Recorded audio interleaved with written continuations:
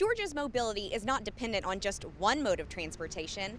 In fact, Georgia DOT is consistently working to ensure that our state's transportation network is robust, from rail, roads, waterways, aviation, and even transit. Transit is not a one-size-fits-all term. Transit comes in different shapes and sizes and services 124 unique counties in Georgia.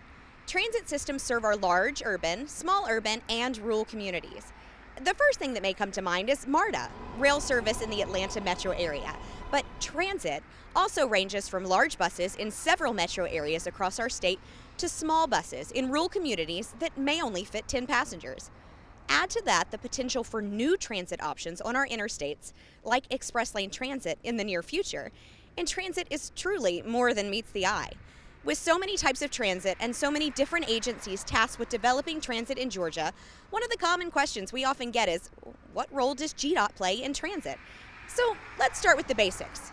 For everything we do, we need funds, and those funds are allocated to very specific uses.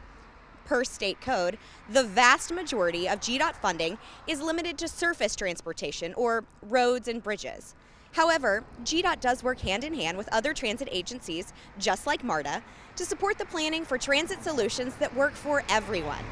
So, since the bulk of our funds can't be used to build something like heavy rail, what do GDOT transit funds do?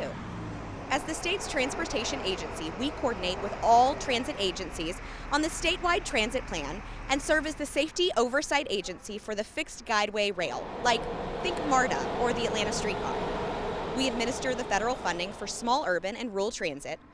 You may be surprised to know that small and rural transit systems represent greater than 6 million trips in Georgia every year.